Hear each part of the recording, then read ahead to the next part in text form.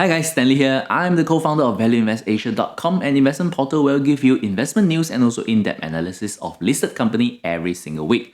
So if you're new to the channel, remember to hit that subscribe button so you'll not miss out on any of our videos. And today, we're going to talk about Didi Global. Didi Global is the largest ride-hailing company in China, and it is planning to delist its share from the New York Stock Exchange while pursuing a new listing in Hong Kong. And this announcement, which comes less than 6 months after Didi IPO, might surprise some of its early investors. But there have been signs that the Chinese government was not too happy with Didi Global IPO in the first place. The country regulators has already forced their domestic app store to remove Didi apps shortly after its IPO, citing cybersecurity and also data privacy concern. They have also released new guidelines that will force Didi and other ride-hailing companies to collect lower commissions, provide better wages and benefit for their drivers, and also limit their usage of personal data of their customers. Didi Global probably believed that the delisting from US and relisting them in Hong Kong would appease the Chinese regulators and hopefully enable them to relaunch their app. But how will this abrupt move affect investors? Many of them holding shares of a battered stock that has plummeted more than 50% below its IPO price. So here are 3 likely outcomes for these investors. Number 1, going private at a discount to its IPO price. Over the past few years, we have seen many Chinese companies that went public in the US took themselves private at a very much discount, later on relisting them in Chinese exchanges at a much higher valuation. Some of these deals couldn't be blocked because management still controlled most of the vote and investors were forced to sell their shares at a steep discount. For example, in 2017, the internet security firm Qihu 360 Technology announced a privatization offer that values its shares held by investors at around 9.3 billion. Similarly, back in 2015, Wuxi Pharmatech was taken private at a valuation of $3.3 billion. And this time, the company was then relisted into 2 separate entities, one in the Hong Kong Stock Exchange and one in Shanghai Stock Exchange, with a combined market capitalization of 21.6 billion.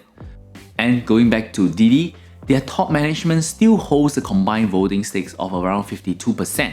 So in theory, this executive could take Didi private at a low offer and start afresh in their domestic market when it can fetch a higher valuation.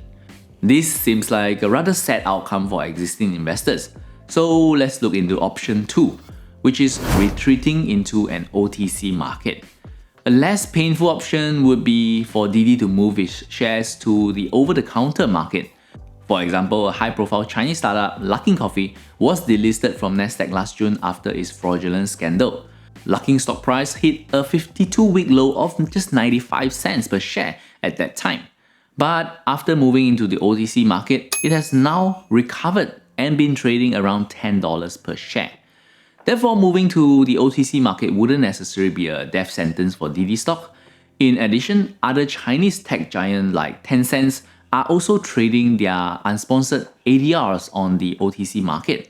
However, there are some negative examples as well. When the US regulator forced the Chinese top telecommunication company to delist their shares due to national security concern earlier this year, they also forbidden them to shift to the OTC market. On top of that, they bar US citizens from holding the Hong Kong-based shares of this company as well. And there are some similarities here. The Chinese regulators also claim that national security is an issue for Didi, and they probably wouldn't allow it to stay on the OTC market in the long run. So this leaves us with option 3, swapping the ADR shares for Hong Kong shares.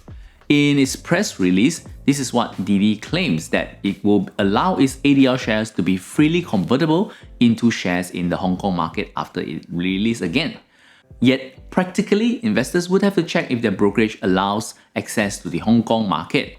And investors may also have to open an account in a brokerage that have access to the Hong Kong markets, then transfer their shares over and pay for the conversion of their ADRs into Hong Kong shares.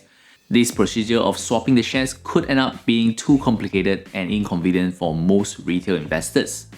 And although this is the ideal path that Didi Global wants to pursue, there are still forces out there beyond their control as well. So it is yet to be seen if Didi Global can successfully swap its shares. In this case, should we really still hold on to shares of Didi? Well, Didi Global investors might be reluctant to sell their shares at such a reduced price. However, the stock could remain cheap and uncertain for quite a long time to go. Even if Didi released its shares from New York Stock Exchange and released them in Hong Kong, it will still need to work around how to relaunch its domestic app, fend off its competitors, and also face the new and tighter regulation. If Didi withstand all these challenges, then its stock might recover. But there's just too much uncertainty surrounding Didi Global at the moment. And given that many Chinese tech stocks are also trading at attractive valuation, is it really worth the trouble to invest in Didi Global at all? To me, it seems that there are plenty better Chinese tech companies to buy in this shaky, CCP-fearing market. But what do you guys think of Didi Global? Remember to share your thoughts with us below. Anyway, if you've gotten value from this video, do give us a like and share it with a friend who you might think may benefit from it. And if you're ready to take the next step into investing, you can also check out our free investing course at valueinvestasia.com/free course, where you can learn practical skills like how to read a financial statement and also how to value a stock. Anyway, that's it from me. My name is Stanley. Till we meet again, invest safely.